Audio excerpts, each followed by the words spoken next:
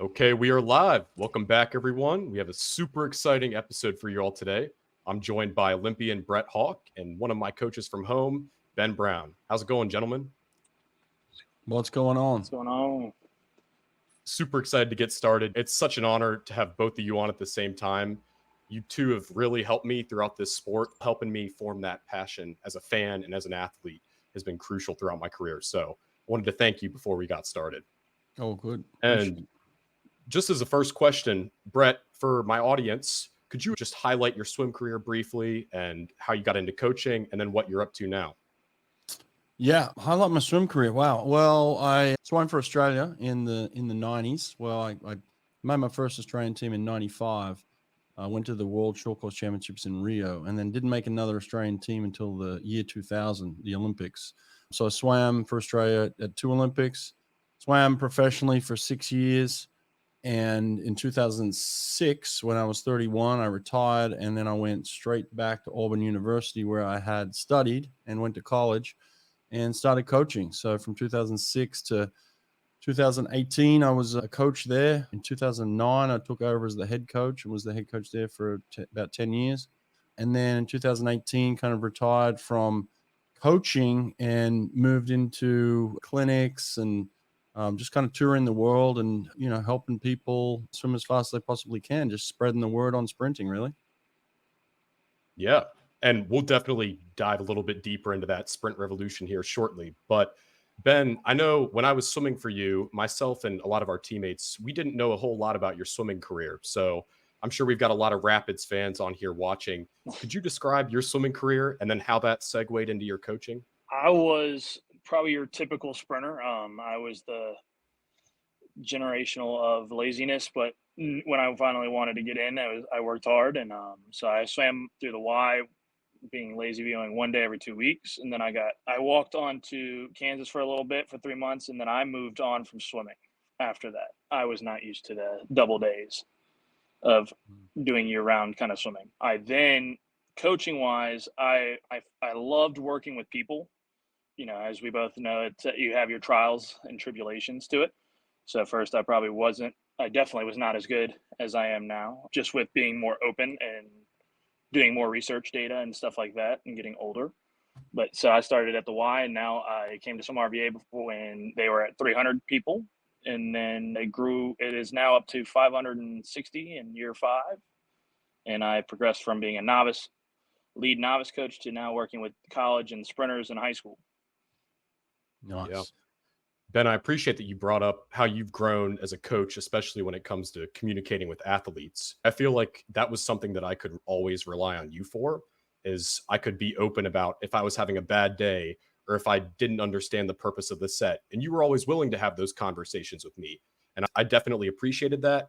And as I hope to move into a coaching career one day, that's definitely something I'll take with me. So, Brett, I'd like to go back to the sprint revolution now. You've led the charge with this over social media and also through your coaching at clinics and such.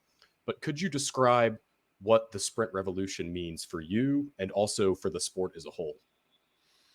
Yeah, I mean, it's detailed and complex. People want to simplify it just by saying that, well, first of all, kind of like what Coach Ben was saying, that sprinters are lazy and they don't like to work. I don't believe in that at all. Sprinters like to do work that suits them. But at the same time, there's a lot that goes into sprinting. You can't just swing your arms and move your legs really fast and expect to go anywhere if you don't really have technique and power that is put into that. So there's a lot of detail that goes into sprinting. There's also the outside stuff that you need to take care of. You need to be strong. You need to be flexible. You need to have mobility. You need to take care of your diet. You need to be mentally tough to compete in sprint. So there's so many aspects of it. So when I look at the sprint revolution, I noticed that what we were doing in the pool was just really focused on the, working a system. So it was get in and improve a system where you could hold pace, for longer periods of time. And it was just about getting volume. And I saw so many people swimming really poorly, really unhappy, didn't really fit into a program. It was just kind of a one size fits all. So for me, the sprint revolution is really identifying sprinters, getting them to be put in places where they can thrive, and identifying them in races where they can compete at a high level, but also have longevity in the sport as well. So yeah, it's really just kind of understanding what sprinting is, trying to get people to talk about it more, trying to get people to understand it more, and then how to apply it. I mean, look, for instance, we've seen the Virginia women, right? Like, have a look at what Todd DeSorbo is doing with these women. They're swimming absolutely out of their mind.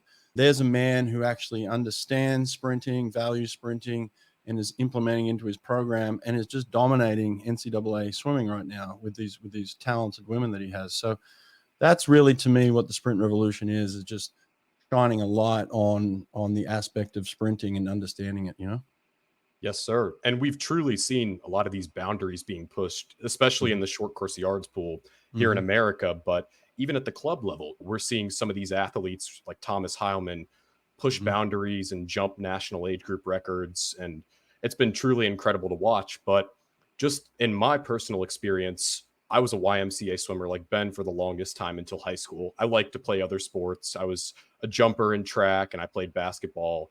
And I always just enjoyed to swim in the summers and race. That was my love.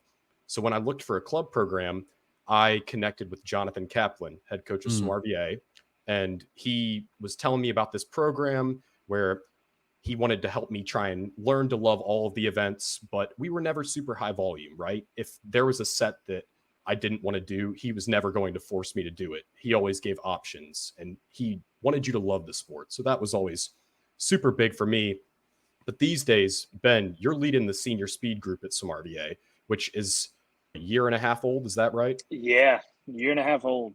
And that's a group, Brett, that Jonathan Kaplan founded, and it's specifically for high school swimmers in the Central Virginia area, where they can focus on racing every day and fastest, every day in practice, training with resistance, and when they go to meets, their coach isn't going to put them in the 5 free, the 4 IM, the mile. They get to just do what they love. And so coming back from breaks on colleges, I've got to train with Ben, and I'm seeing some really, really special stuff. And I feel like it lines up especially well with your sprint revolution. But Ben, if you could just explain to Brett a little bit about that senior speed group, I'd love to hear his follow-up thoughts on that. Yeah. So yeah, it's all built about high school swimming. I mean, it's a vast range because it's, you got to start somewhere with growing it. But we do a lot of technical focus at first, and then a lot of kicking, just making sure that their core strength and everything is connected and being strong, and then build into kind of a slight aerobic state, but not volume to where it's not suiting what they want to do. And then we go into like your power speed phase, and then you kind of are in there. And, I don't have to necessarily give a lot of recovery days as much because I'm able to make sure they have a lot of easy, or make sure that the the 100 on 5 or the 100 on 4 minutes, whatever, all out to maximize the velocity of it. And so we do a lot of technique, and then it just built upon. Love it. I love it. You know what? The thing that I try and achieve is I want swimmers to run in the door, and I want them to walk out real slow because they don't want to leave. That's the environment you want. You want them to be stoked to be there. You want them to be pumped. You want it to be like, oh yeah, I'm with my buddies, I'm with my friends, and we're working hard, and we're pushing each other, and we're going fast, and this is an environment where I'm thriving. I love that. And so everything you talked about kind of sets that up for these kids. It's gone are the days where you just want to come in and beat them up and beat them up and beat them up, and then send them out, and they're unhappy and they don't want to come back the next day. Kind of like what you said, Ben, where you were in a system where it was like you were coming in once every 2 weeks or something. So, now you want kids coming in and they're thriving, and it sounds like that's what you got set up right now. And I'm really happy to hear that. Yeah. So it started off as actually a group of 1 a year and a half ago. And now I think today we are probably up in the low 40s. Wow. And that's just them wanting to be better. And just like you said, right? They love it. They get that group mentality of, I'm going to work hard, I'm going to do this, and I'm going to see these results. And sometimes I'm not, and that's okay. Right. And, kids love using equipment. They love resistance, and that stuff doesn't have to be hard and difficult. It could be light resistance, but it's just, you're adding stimulus to the practices, and you're adding all these different elements, and they're getting to compete. And ultimately, look, it's a competitive sport, right? Like swimming is a competitive sport. So you're going to get up and you're going to compete at some stage. So you want to practice that as much as possible. But like you said, you're teaching body awareness as well, core stability. You're teaching strength in and out of the water. So they're going to feel good when they're outside of the pool. They're feeling fit. They're feeling strong. That's going to give these kids confidence. Where do they get that? They get that in the pool, and so that's what we want. We want a thriving environment. You don't want an environment where kids are dragging their equipment bag in. They're exhausted. They're tired and don't want to be there. It's just, it's the old system. But anyway, it sounds like, Ben, you're doing a fantastic job in setting it up so that these kids have really something to look forward to. Yeah, thank you. Yeah, and just to add to that, it's something, Brett, like you were talking about, where you're walking in and you don't want to leave. I would train with Ben over the summer, 90-minute practices, 4 to 5 times a week, just to stay in shape for the Division III season, which isn't a full year. And sometimes I'd go in there and after practice, Ben and I would be chatting for 30 or 45 minutes just because we love talking about the sport. We love thinking about ways to help me and some of my other teammates get faster. And again, it's just an environment that I can really be proud of and brag about to other people and say, hey, this is what we're doing. I wish a lot of other coaches around the country could take advantage of this as well. But just to break down a little more of that nitty gritty of the training, Brett, you mentioned, especially since these are high school athletes, maybe they're not doing a ton with the weights. But Ben, I know at SwimRVA, we did some dry land and senior speed. They're using parachutes and drag socks and resistance bands. But break that down a little bit more for me, Ben. What does that week of training look like? So when we get to that phase of doing that, so first I start outside of the water, obviously with, your typical getting their core, flexibility, all of that mobility stuff straight. And then I will go into either very, very, very light weight, like 1 to 2 pound weight, and just trying to get perfect connective muscle engagements. Or I'll do a lot more their natural own body weight.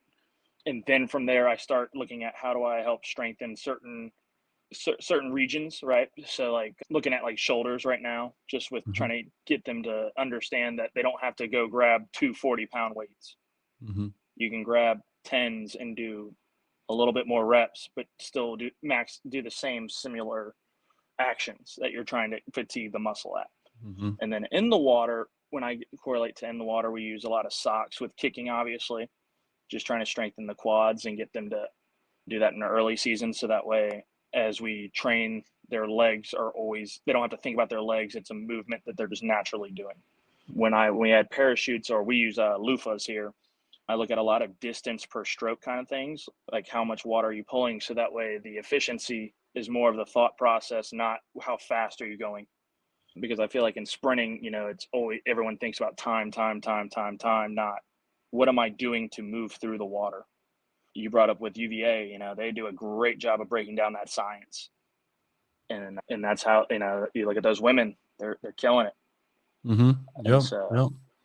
Set up the length and then work on tempo later. But yeah, the length is the key. You got to have length. You got to have control. Control is such a big thing in sprinting. People don't understand that speed is about control. It's not about just slapping the water and kicking your legs. It's about having control of that speed. I always liken it to kind of, shifting gears in a car. As you go up in gears, you're gonna move forward. And that's kind of what you want with your training, is like you want to train all aspects of speed. So first of all, you want to learn how to swim slow, technically good, and then you apply speed to that. So, in a race like 100, you have your top end speed, which is, how fast can I go in 5-6 seconds? That's this max speed, right? And then you have your front end speed, which is going to be the first 50 of your 100, where you're talking about the easy speed. And then you got to have that closing speed, which is your back end speed. So you got to train these different speeds as well. And the way that you can train those is different, and the applications to those. But people don't understand that. And so, like, an example of something that I would do with an athlete is like, okay, swim a 50 and go 32.3, right? It's like 32.3. Like I would have no idea how to do that. But if you learn how to understand your speed and control your speed, you'll learn how to swim within tenths of seconds, and I want to get my sprinters down to a point where, for their front end speed, let's say, I might say, hey, I want you to be out in 9.5, right? And so we're going to do 12.25s, and I want to be within 9.5 to 9.7, for all 12 of those. We'll do those on 5 minutes. And that's controlling speed. That's understanding speed. So you're within 2/10 of your front end speed for 12.25s in a practice. When you get up on the block, you don't even have to think about it. You're just in automatic because you've just practiced it over and over again, Yeah, I think it's really interesting that you're talking a lot about the specificity. I was listening to your interview earlier today with Claire Curzan, and at first she said that the 50s, in her opinion, were a crapshoot. And that stuck out to me because I'm thinking, wow, like a world champion, man. For me, the 50 is execution. It's the fine details, getting down to where you can repeat the 25s to the exact 10th every time. And I feel like we're starting to see some of these athletes around the globe. We've got Michael Andrew, we've got Cam McAvoy, Vlad Bukov, Isaac Cooper. These guys are all just training specifically for the sprint events. Ben Proud, he's another one, 21-25 the other day. And we're seeing these results. So I'm loving it. And I feel like it's starting to catch wind. But you guys talked a little bit about the 50s possibly at the Olympics. And so I'd like to hear about why you think the 50s aren't currently in the Olympics, especially with all the hype around sprinting, and what you think we can do to get there. Well, listen, let me give you a little breaking news. This I don't know when this podcast is going to go out, and I don't know when the announcement's going to come out, but I heard from a very reliable source today that the 50s were approved to be in the Olympics for LA. Now, I haven't publicly made that statement. I haven't told anybody else that, but I'm hearing from a very reliable source that it has been approved. So we're going to have to sit back and wait to see that, but that would be fantastic. That would be everything that I would want to happen for the LA Olympics. I mean, I live in LA here, so it's beautiful. Like for me, this is my hometown now. So it's like to get the 50s in would be absolutely outstanding. And I just think, I think it's long overdue. I couldn't really understand why we had the 50 free and didn't have the other strokes. Didn't make sense. But now we're going to start to really see specialists come in. We're going to see. You know what I love the most? We're going to see a change in training, because you're going to have people come in and say, hey, I just want to win the gold medal in the 50 breaststroke at the Olympics. That's what I want to do. And that's going to take a specific type of training. So coaches are going to be forced to be like, me and Coach Ben here, and have to think about, how do I coach this person to swim as fast as possible? And that's the part I love the most. So little breaking news right there. There you go. Yeah, that would be awesome.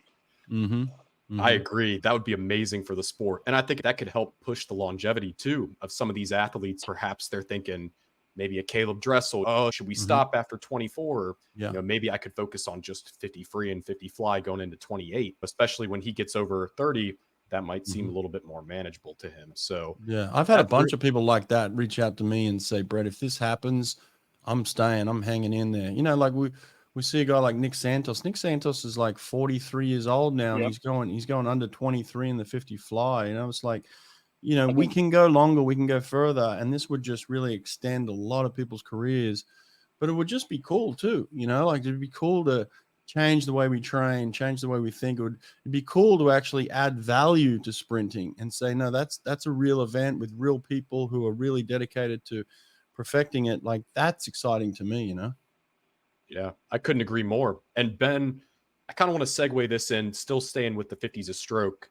So we would do a lot of regular season meets or dual meet kind of things in high school where we would have those 50s a stroke. And it was great that you and Jonathan encouraged us to sign up for those, work that top end speed. And especially in short course yards, I think there's a real fine correlation between the two events, right? Like at some point to go faster in the 100, got to get better at the 50 as well.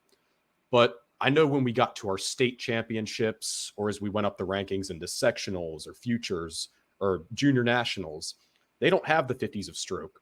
Do you think that if they get these 50s in the Olympics, there's going to be a trickle down effect? I think they should. The few that I've seen, I mean, it doesn't really elongate timelines unless there's obviously mass population, right? But I don't know why we wouldn't. I think it brings different excitement. I think, as a coach, looking at what was it? What was the series they had where they traveled around, where they had the swim offs or the ISL.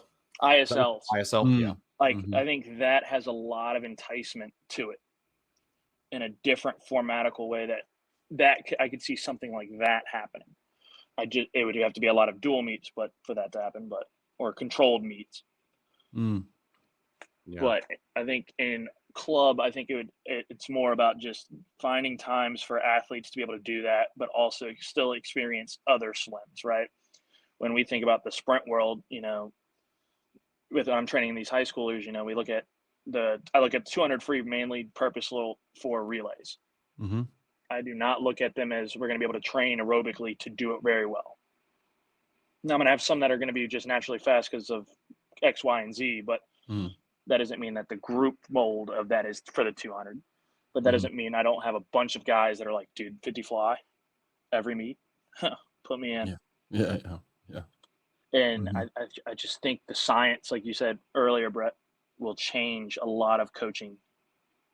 styles and it'll Yeah. make it more open. Yeah. There's just so many myths that need to be busted too in relation to swimming fast, right? Like we don't think we can do it too early. We're club coaches or whoever it is, we're afraid to get kids to go fast at a young age, and yet we're doing it in every other sport. And every other sport that I see, kids are specializing very, very young, right? Like if you play on a soccer team, they're going to put you in a goal, they're going to put you as a forward, they're going to put you as a back, and you're going to stay there throughout your career at a very young age. And that's just one sport, right? But look at track and field. Kids are running fast at young ages. So why can't we swim fast? Why can't we say, hey, I don't know if I'm a breaststroke, a butterfly, backstroke. I can still explore that avenue. I can grow and learn how to do all the strokes.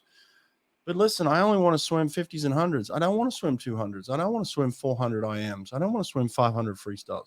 It's okay to say that, I think at a younger age than what we're doing. Right now, we're really not giving kids an opportunity to make any type of decision until they're 18, until they're out of high school, where it's like, all right, you're in college now. Now you can kind of define who you are and what you do. It's like, it just seems so late to me, and I just think we're losing so many kids. So I hope this trickle down effect does happen. I hope we start to think differently too, Yeah, I think that's why like we decided to create the group, is because it was an avenue to find more people in our Richmond area that would just wanted to sprint Right. Yeah. and they didn't want to do the $6,000 No. practice. They just Yeah. don't.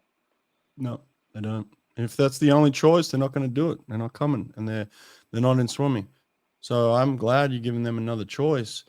But like, think of the talent we're losing too when we only have that choice of like, hey, you've only got to come in and you can only swim, 9 sessions a week, and they're going to be $6,000 a session. Like that's your only choice. Like, how much talent are we losing to all these other sports in the Richmond area?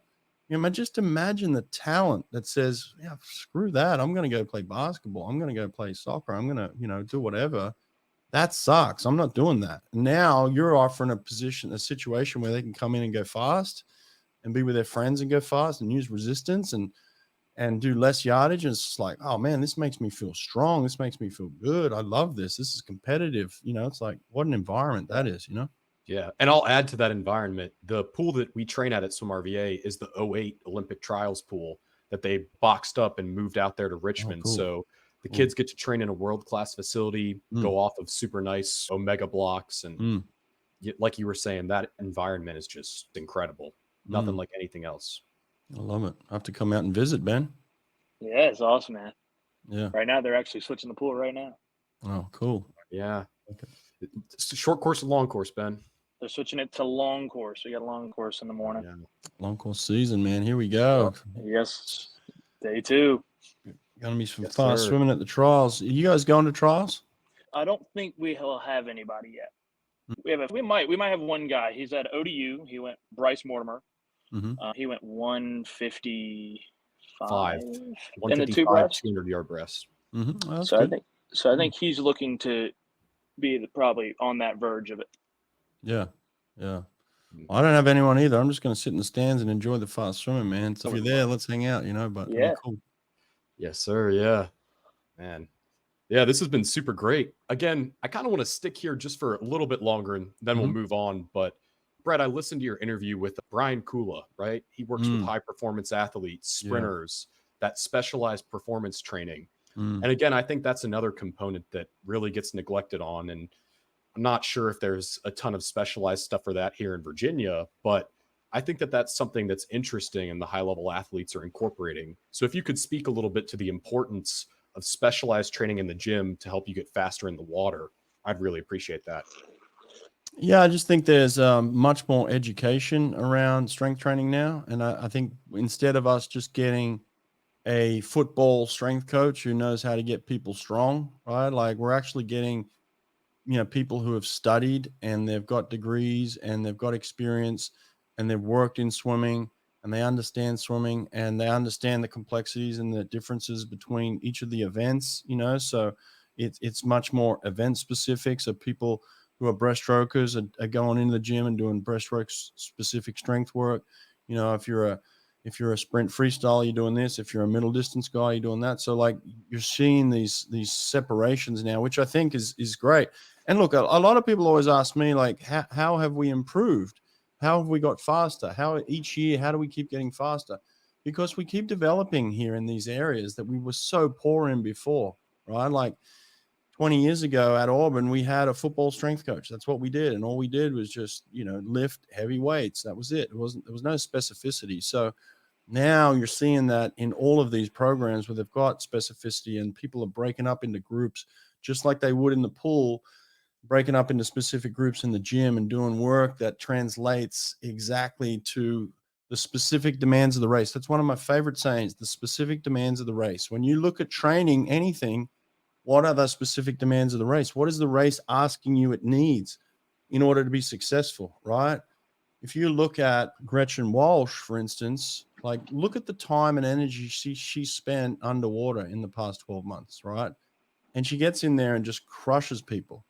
So, like the demand of the race suggested to her is like, hey, you've got to stay underwater longer. You got to be more efficient. You got to be more powerful underwater, and you've just got to outkick everybody. And so that's what she did. Off her last wall on her races, like her 100 fly, 100 back, 50 free, stuff like that. She's just killing people there. So that's what the race demanded, and she trained it. So that's what we're seeing, specificity, and that's what Brian Kula talked about a lot, of just going in and then not overcooking it too. Like you're not spending 2 hours in the gym where you're crushing yourself and then going in the pool and spending 2 hours in the pool and crushing yourself. And, it's about doing what is needed and doing the right amount, but getting the right recovery and then complementing that in the pool.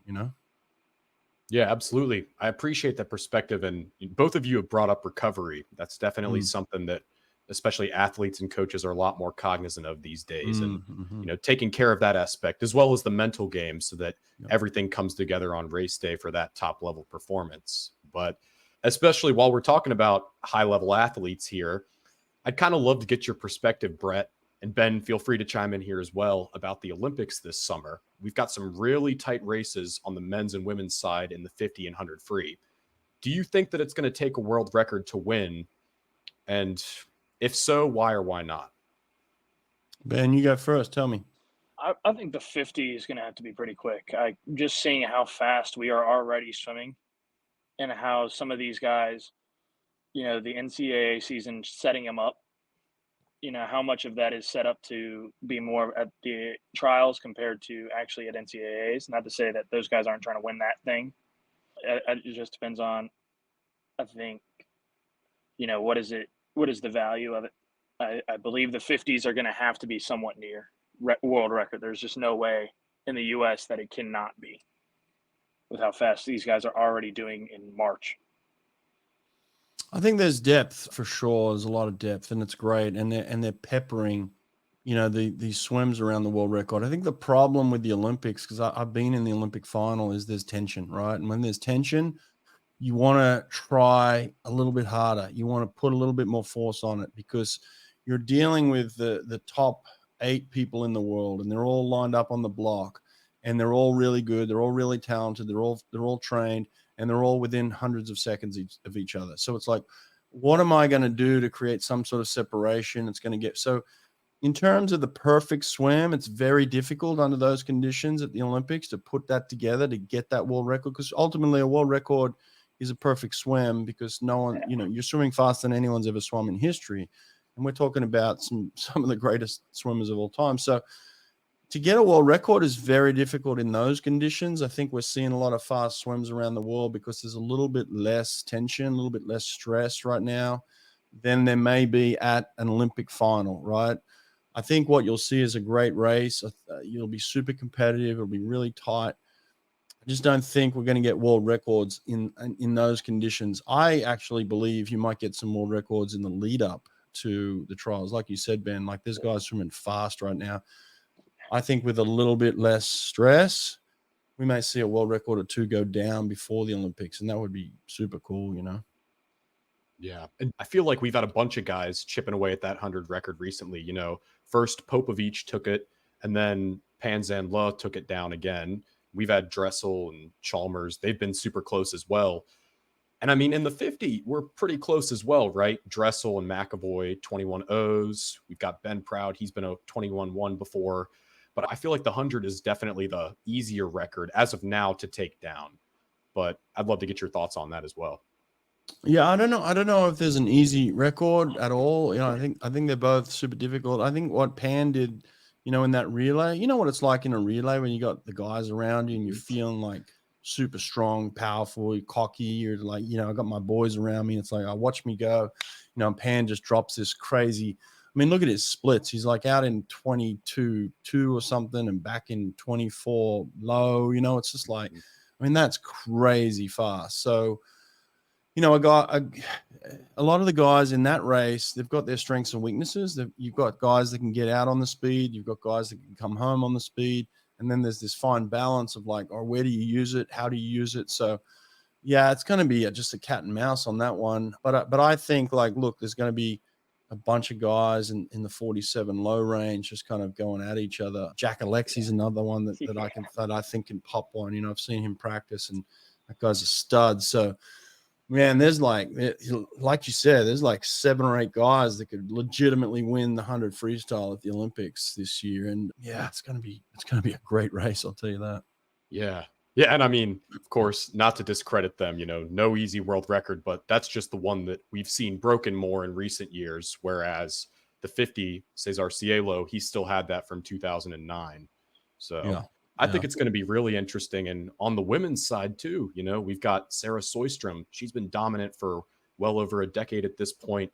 Gretchen Walsh is tearing it up in the short course pool. I think she can translate that very well. Kate Douglas as well, Emma McKeon.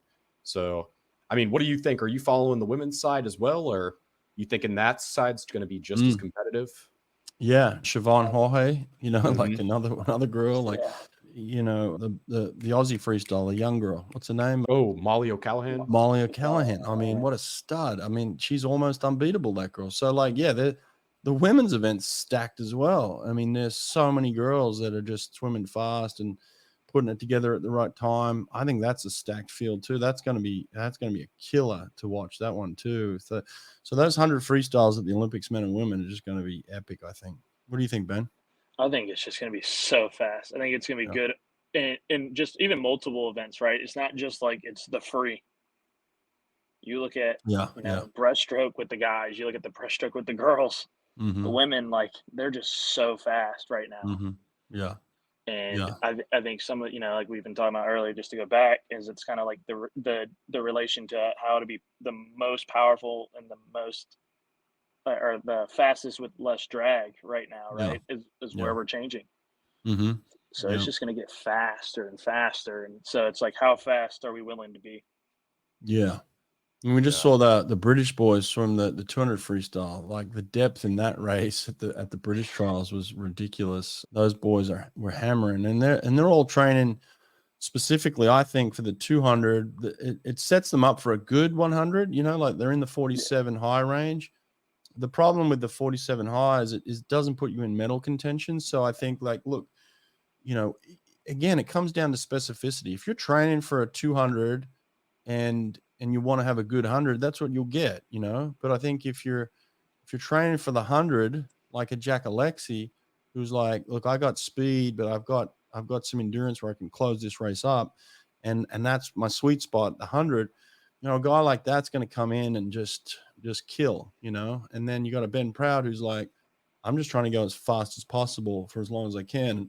I'm not breathing. You know, so you got these groups, I think, of people that are specifically in these events where I think they're just creating a little bit of separation with everybody else, you know? So yeah, I think it's really going to come down to a bunch of specialists in certain events, that, you know, like an Adam Peaty, specialist in the 100 breast, you know, it's like, he's not swimming the 200, but yeah, good luck trying to beat that guy in 100, you know what I mean? So yeah.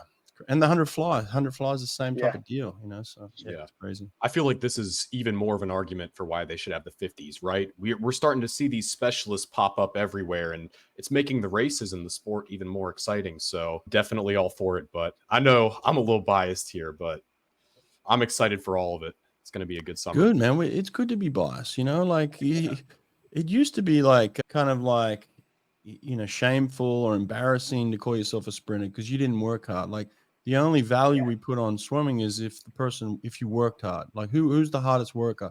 That was never the sprinter, right? So it was like, it was never, you couldn't be proud to be a sprinter. It was almost like, you know, just hide in the Timid. background. But now it's like the sprinters are at the forefront, you know, like everybody wants to be a sprinter now. Like it's the club, you know, and they got the swag. So it's like, Yes. you know, be proud of that. I think it's cool, you know? Yeah. I mean, that's definitely how I felt. I was very Mm. timid Yeah. to like the sprinting even in my time. And Yeah. now it's so crazy how everyone's like, oh, I can be this sprinter. And you're like, Yeah. Yeah. let's give it a try.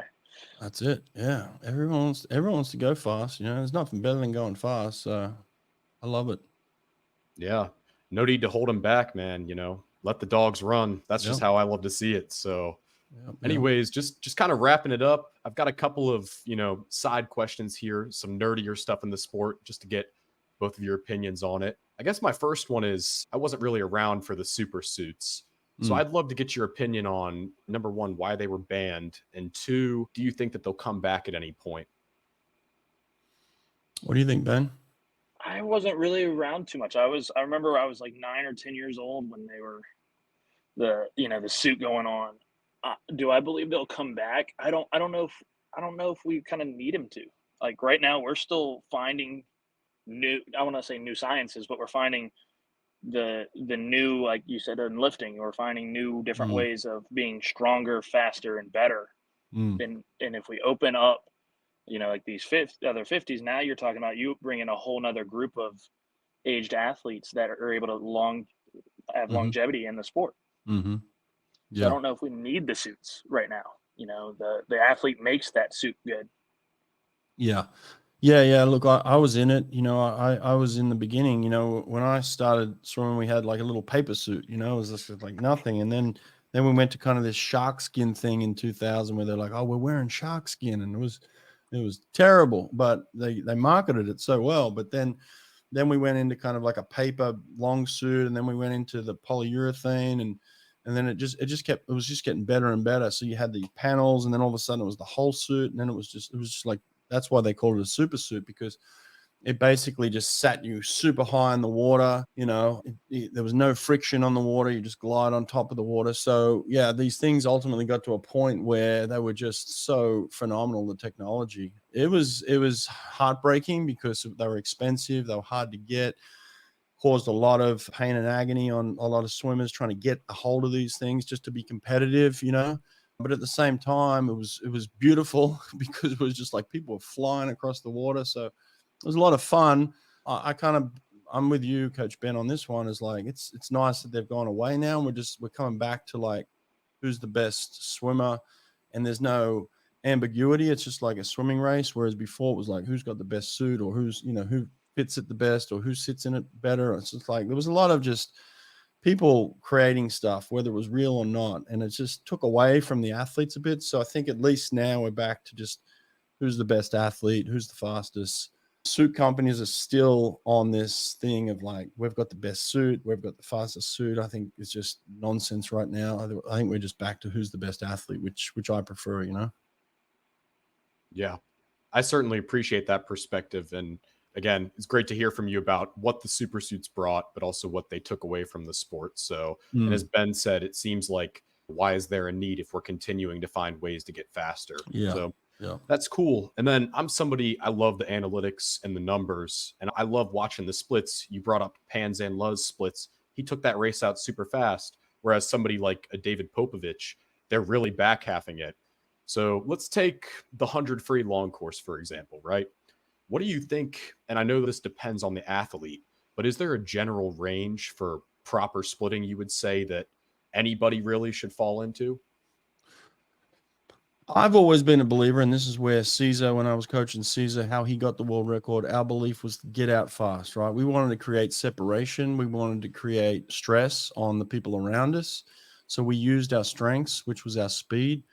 I've always been a big believer in the 100 should be a race that is led from the front. Now, don't get me wrong, Popovich and Chalmers and these other athletes have proven that, back end swimming is still very powerful and very useful, but I just don't think that we've fully utilized the front end yet. And you saw a guy like Pan a couple of weeks ago at the World Championships where he attacked the front end and just created massive separation, and they couldn't catch him. Now he had the ability to hold on to, he's got this back end on him, but that's where I feel like the race is going to be won, is like attack the front end with a guy that can hang on and even hold on, not fall apart like a Jack Alexi. Like Jack can get out and still finish that thing. Pan can get out, same thing. So I think this is where I think they're going to swallow up a David Popovich. David, he's not utilizing, well, he's utilizing his strengths, but he doesn't have the speed that these guys have. So he's going to get left.